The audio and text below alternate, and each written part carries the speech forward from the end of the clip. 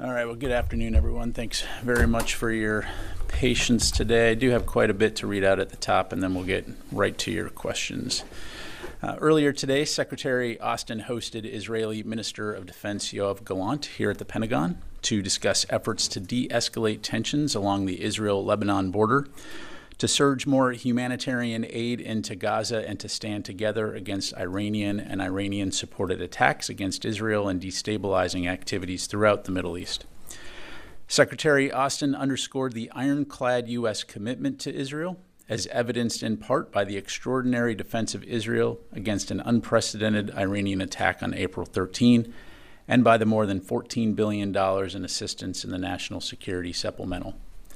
During the discussion, Secretary Austin stressed that Lebanese Hezbollah's provocations threaten to drag the Israeli and Lebanese people into a war that neither of them wants, and that such a war would be catastrophic for Lebanon, and it would be devastating for innocent Israeli and Lebanese civilians.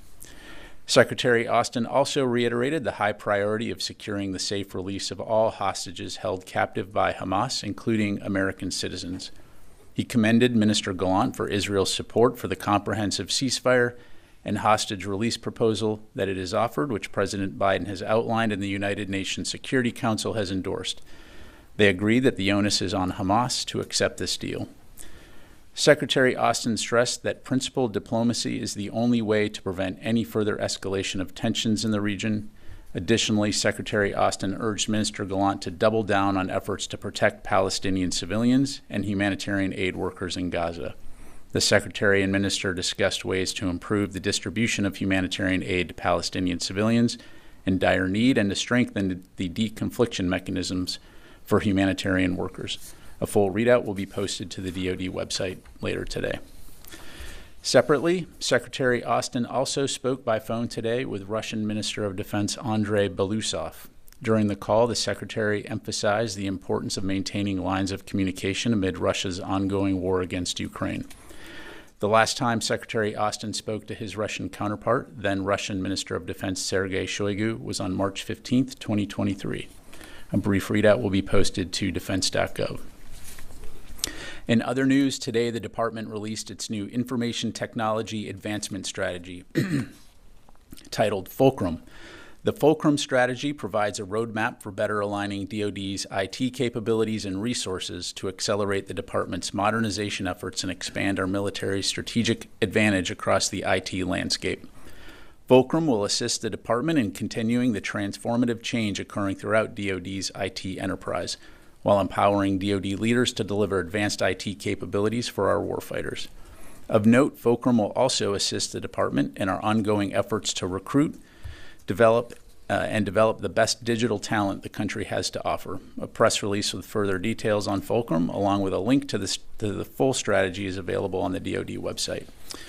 Also, last Friday marked 1 year since the launch of the India-U.S. Defense Acceleration Ecosystem, or INDUS-X. INDUS-X is one of the ways DoD continues to help advance the initiative on critical and emerging technology between our two countries. Together with the Indian Ministry of Defense, we're facilitating dynamic partnerships among defense technology companies, investors, and researchers. We've already convened 2 INDUS-X summits, one here in Washington and another in New Delhi. And the White House just announced that a 3rd INDUS-X summit will take place this September in Silicon Valley. We're very proud of what this initiative has achieved in just 1 year, and we're excited for what's ahead. A detailed fact sheet on INDUS-X is available on the DoD website. And finally, as you may have seen, we posted a statement from Secretary Austin yesterday announcing that Derek Chollet will start in July as the Secretary's Chief of Staff. Mr. Chollet has served in senior policy roles at the White House, the Pentagon, and the Department of State, including his current role as Counselor of the Department of State. In his statement, Secretary Austin expressed his gratitude to Mr. Chollet for taking on this key assignment at such an important moment. And as previously announced, Kelly Magsamen, the current Chief of Staff, will depart this week after 3.5 years in the position since the very first day of this administration. As Secretary Austin said in his June 5 statement, he's deeply grateful for her tremendous service over 3.5 pivotal years to him, the department, and the country as the Chief of Staff. So on behalf of the Secretary and the entire Office of the Secretary of Defense, we all wish her the very best as she takes some time off before pursuing other opportunities. And with that, we'll take your questions. Tara. All right, that was a lot. I wanted to ask about the humanitarian assistance for Gaza. Is there a role for DoD, particularly with the coordination cell? You have some warnings today from the UN that they will just pull out of distributing aid if more is not done to protect those that are distributing it. Yeah, so there is a role when it comes to getting aid into Gaza for the Department of Defense, and it's exactly what we're doing.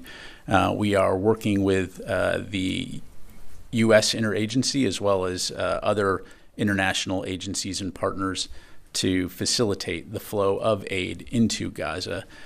Certainly, as I highlighted during the discussion today with Minister Gallant, that was on the agenda, was to discuss ways to ensure that aid can get to the people who need it most.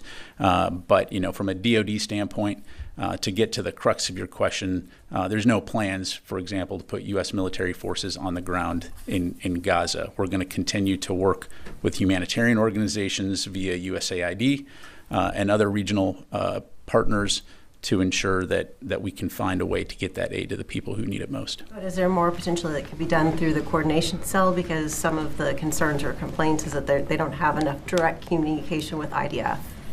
Well, again, as I mentioned here, that's one aspect of it is looking at those mechanisms. I think probably the most important aspect, though, would be the other thing that I mentioned, which is a ceasefire, and the onus is on Hamas. So if a ceasefire could be put into place right now, that would greatly facilitate the security and safety considerations on the ground, which would further facilitate the flow of aid. Tom? Pat, could you, along these lines, could you give us an update on the pier? Is it still moving aid? If so, how much?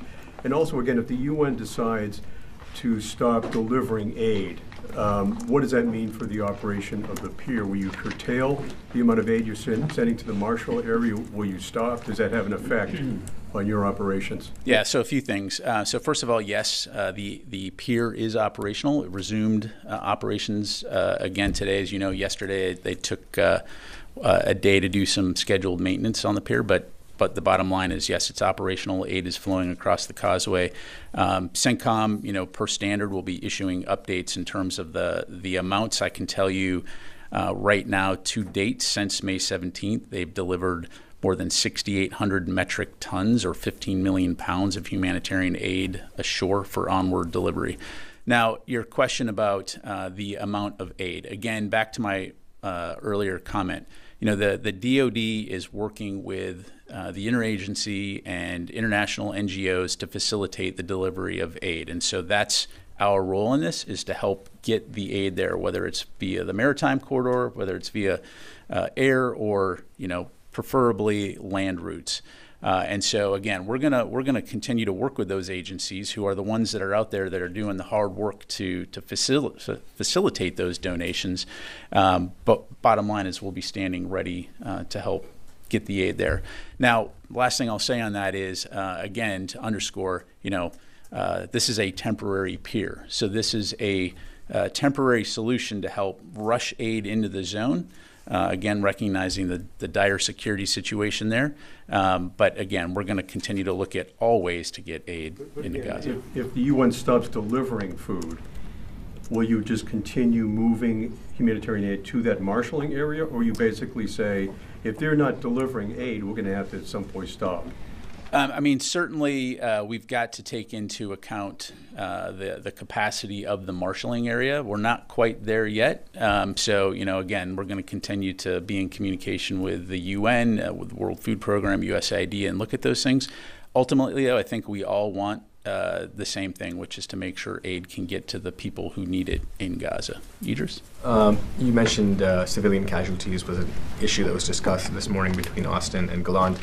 Did the Secretary receive any commitment or assurances from the Israeli Defense Minister to reduce civilian casualties? I'm not going to be able to go into more details than what I provided in that readout there, Idris, other than to say again, and I don't want to speak for Minister Gallant, other than to say again that this is a priority for Secretary Austin in terms of protecting civilians, and that is something that has come up in every single conversation that they have. Secretary, feel that it's a priority for the Israelis as well? I'm not going to, again, characterize Minister Gallant's words, I think the Secretary recognizes that his message is being received loud and clear. And again, we're going to continue to highlight how important it is. I mean, you heard it in his opening comments, right? It's both a moral obligation and a strategic imperative. So the Russian Defense Minister, who initiated the call? The Secretary did. Yep, let me go to you, sir. Yeah, Rashid Jafar, Al Ghad TV, Egypt. The Secretary has indicated that diplomacy is the best way to prevent the recent tensions between Lebanon and between Hezbollah and Israel from escalating into a full-blown war. What has been discussed in the talks between the Secretary and his Israeli counterpart on this issue? Well, again, as I highlighted at the top, we think that no one wins if there's a broader regional conflict. And so that's something that the Department of Defense in the United States has been working very hard at ever since Hamas's attack on October 7th. And so the Secretary has been clear both publicly and privately that we firmly believe that a diplomatic resolution to the tensions along the Israel-Lebanon border are the way to go and to prevent a potential escalation. And especially in this type of situation where there's a risk of miscalculation that no one wants to see. So let me go to the phone here real quick. Laura Seligman, Politico. Hi, Pat. Thanks for doing this. Can you tell me what was the impetus for Secretary Austin's call with the Russian defense minister? Thanks, Laura. I'm not going to have anything to provide beyond what I read out at the top, other than, again, the Secretary believes that keeping lines of communication open are important. All right, let me go to Jeff Shogel, Task and Purpose. Thank you. Former President Trump has criticized the military for moving toward electric tanks. As far as you know, are there any plans for electric tanks? Yeah, thanks, Jeff. Seeing those press reports, I'm not aware of any electric tanks. I certainly refer you to the Army for any questions about their acquisitions programs. Just leave it there. Janie. Thank you, General. I have two questions on North Korea, Russia, and Ukraine. First question, Russian President Putin recognized North Korea as a nuclear state. And the U.S. Congress is also talking about arming South Korea with nuclear weapons in response to North Korea's nuclear weapons. What is the Pentagon's view on the South Korea's should arm itself with nuclear weapons? Yeah, look, our policy hasn't changed as it relates to the denuclearization of the Korean Peninsula. Again, we'll continue to work closely with our ROK, Japanese allies, and others in the region to ensure security and stability throughout the Indo-Pacific, and I'll just leave it there. Quick follow-up. North Korea's Central Military Commission announced that North Korea would join forces with the Russian military. And as part of the North Korea and Russia military alliance, the North Korean Army Engineer Unit would be dispatched to Donetsk, Ukraine, what means occupied by Russia. It will be dispatched as early as next month. How do you assess about the rapid situation in which North Korea and Russia are moving toward Ukraine? So just to clarify, you're asking what do I think about Russia assigning North Korean forces to the battlefield in Ukraine? I mean, North Korean army. Sending North. Yeah, I mean, that's certainly something to keep an eye on. I think that if I were North Korean military personnel management, I would be questioning my choices on sending my forces to be cannon fodder in an illegal war against Ukraine. And we've seen the kinds of casualties that Russian forces. But again, something that we'll keep an eye on. Part of, Let me move on, Janie. Yes, sir. General, regarding to the escalation of the border between Lebanon and Israel, do you still believe that the diplomatic resolution is still possible? And today, after the meeting between Secretary Austin and his Israeli counterpart, did you see that the Israeli agree to go with Secretary Austin assessment about this solution as a diplomatic? Do they agree with that path? And even though, did they agree with what Secretary Austin says about that any another war between Hezbollah and Israel could easily become a regional war? Yeah, again, I'm not going to speak for Minister Gallant or the Israeli delegation. I'll allow them to do that. But to answer your question, yes, we do think that a diplomatic resolution is possible, and that's something that we'll continue to work with all parties involved on to achieve for the reasons that I spelled out. Yes, sir. Thank you, General Pat. My name is Mushfiqul Fazal. I'm representing South Asia Perspectives.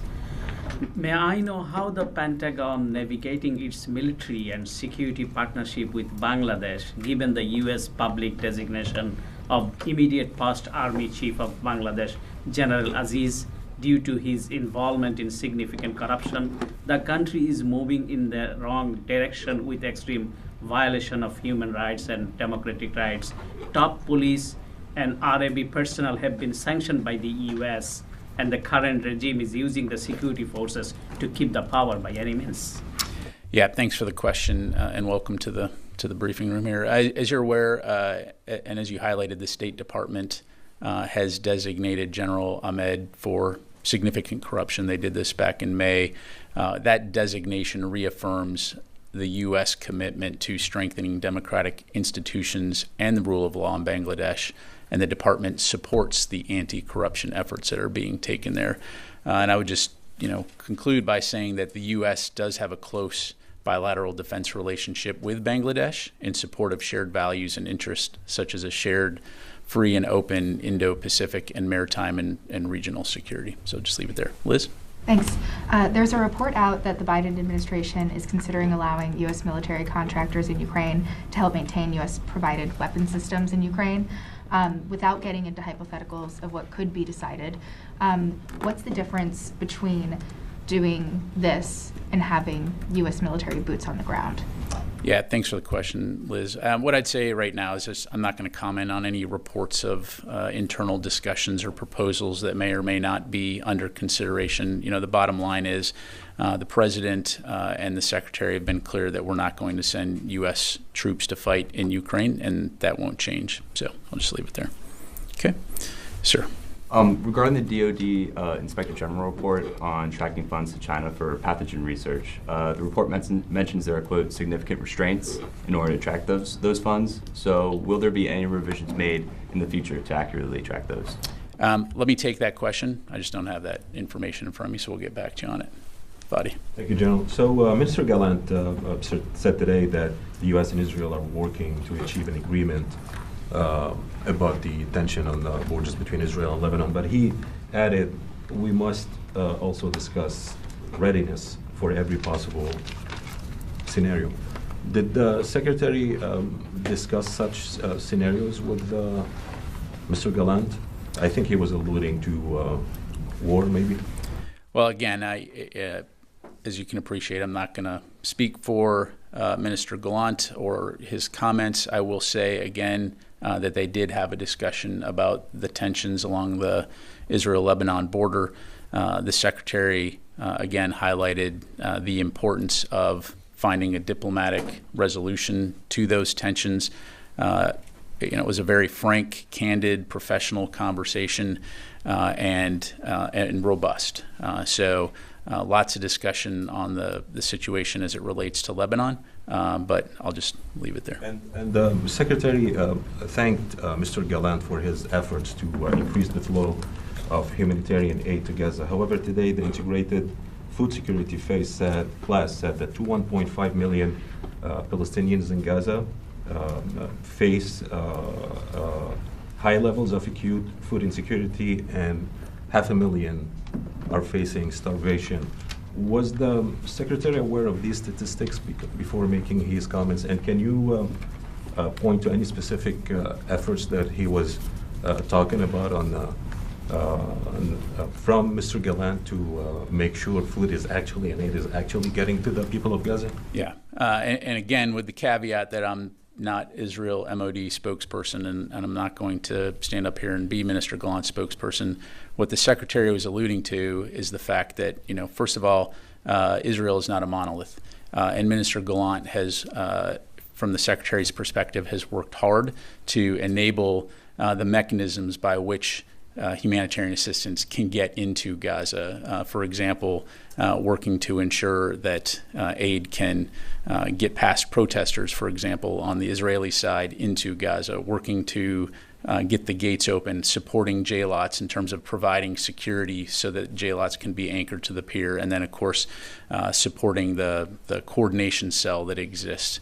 So from Secretary Austin's perspective, Minister Gallant has been a partner we can work with in terms of identifying ways to get aid into Gaza, recognizing the challenges that still exist there, recognizing the fact that much, much more aid needs to get in. So this will be something that they continue to talk about. Eunice. Thank you, General. Prime Minister Netanyahu said that Israel is ready to fight two wars on two fronts, and today the Israeli defense minister said in the room that they're determined to actually establish security in the north and change the reality on the ground. So if that were to happen, with seeing from the Secretary that it's not a hypothetical anymore, but a calculation in this department that it could turn into a full-blown war in the region, if that were to happen, can Israel rely on the United States militarily? Because we've seen this play out before, that you said one thing, Israel did another, but you were still behind them militarily. So can that still be the case? So I appreciate the question, and I will respectfully disagree that it's not a hypothetical. It is a hypothetical. I mean, certainly that is a scenario that could happen, but it hasn't yet. And so our focus right now is on finding a diplomatic solution to the tensions that are along the border there. As I highlighted at the top, our support for Israel's inherent right to self-defense is ironclad. It will remain that way. We'll continue to support Israel and their ability to defend themselves. But when it comes to the tensions along the border, when it comes to the broader region, we don't want to see a broader regional conflict. And so that will continue to be a primary focus of this department and this government. Thank you. Take a few more. Yes, sir. Yeah, thank you. I have a question on a different topic. About the launches of the Russian satellite to space, the Cosmos satellite 2576.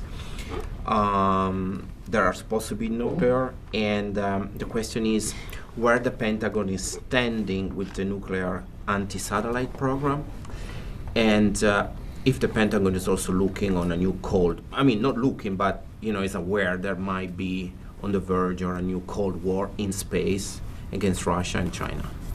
Well, yeah, I mean, there's a lot to unpack there. So the bottom line is we recognize that space is now congested and contested, right? It's not the benign environment that it used to be. And there are actors that are looking to, create conditions in space that threaten not only U.S. national security interests, but other countries as well. And so our focus is on protecting our capabilities, but also ensuring that space doesn't become the kind of battleground that you suggest. So is there a Cold War in space right now? No. But it's certainly something that we will need to continue to stay very focused on, which is why you saw, in our case, the U.S. military create a U.S. Space Force several years ago, so that you have Space Force guardians who come to work every single day with the primary job of keeping an eye on the space domain to not only ensure we understand what's in space, but also protect our interests, and importantly, working with our allies and partners around the world to do the same. Thank you very much. Yes, sir. Thank you very much. First our briefing with you. Welcome. From the Pakistan, Delhi. So, government of Pakistan announced a new military operation against Pakistani Taliban and allied groups. Some of them believed are also wanted for China. For example, East Turkestan Islamic Movement.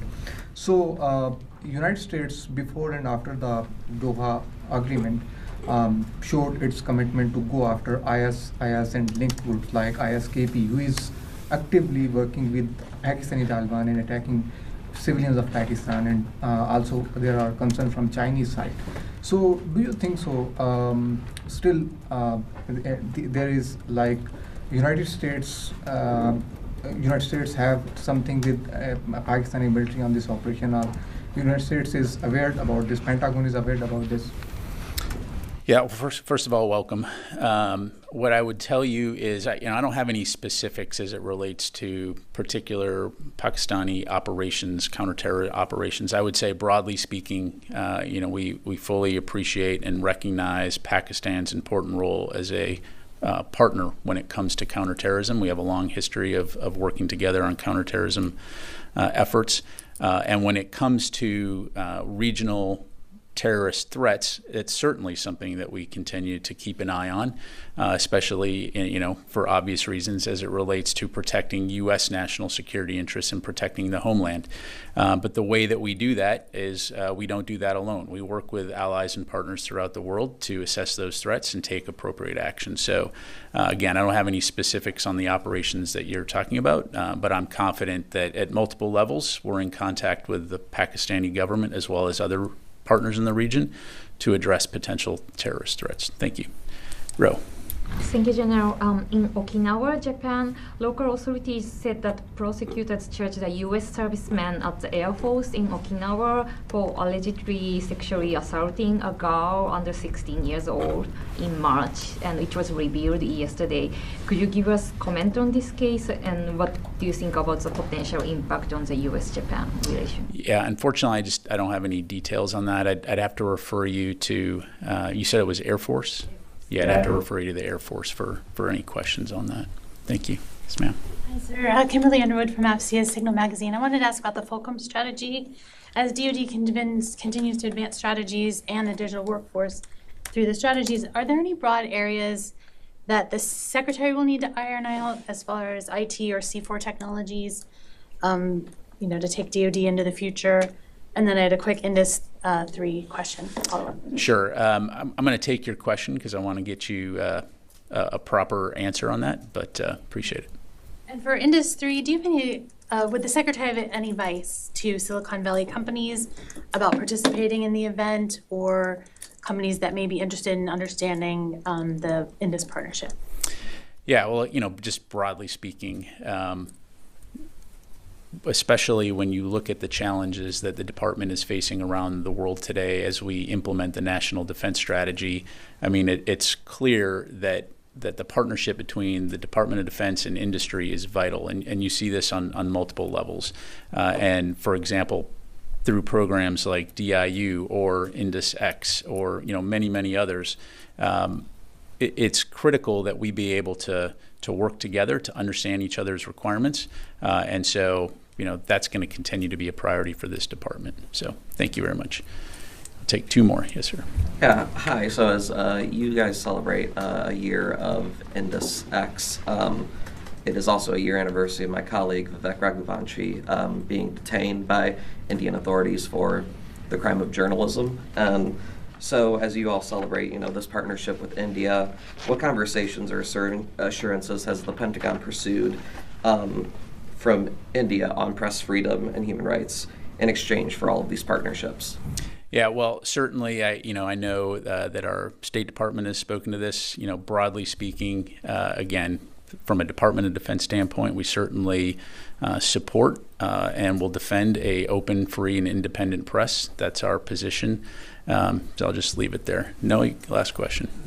A couple short ones on the call with the Russian defense minister today. Could you tell us about how long it lasted? And then secondarily, since the focus was in large part, you said, on maintaining lines of communication, how would you characterize those lines of communication right now? Yeah, thanks, Noah. I do appreciate the question. I'm just not going to have any more details to provide than what I provided to you. All right. Thanks very much, everybody. Appreciate it.